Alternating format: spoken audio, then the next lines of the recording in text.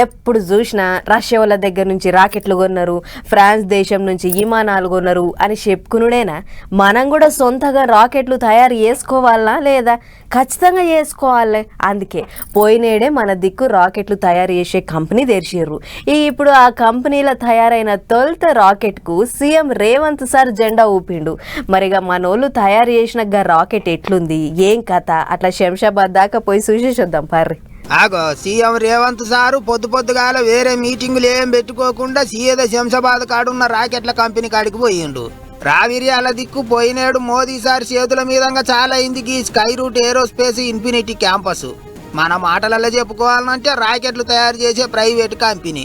ఇక ఈ కంపెనీలో విక్రమ్-1 అనే రాకెట్ ను తయారు చేసిండ్రు శాస్త్రవేత్తలు. దానికి అన్ని తీర్ల పరీక్షలు చేసి ఇప్పుడు మొగుల మీదికి పంపించేందుకు ఏర్పాట్లు చేస్తుండ్రట. శ్రీహరికోటకు పంపిస్తున్నారట.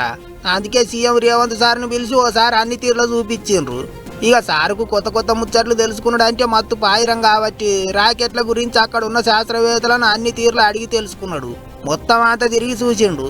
శాస్త్రవేత్తలు ముచ్చట్లు చెప్తుంటే శ్రద్ధ పెట్టి ఉన్నాడు.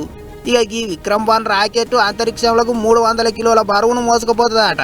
ఒకటేసారి 2-3 శాటిలైట్లను మొగుల మీదికి మోసుకుపోయే సామర్థ్యం ఉన్నదట. ఇక రాకెట్ ను ఎక్కడికైనా తీసుకుపోవాలంటే ఆ పూట అట్టనే అతికిచ్చి తీసుకుపోరు, సగం తుకుడలు చేసి తీసుకుపోతారు.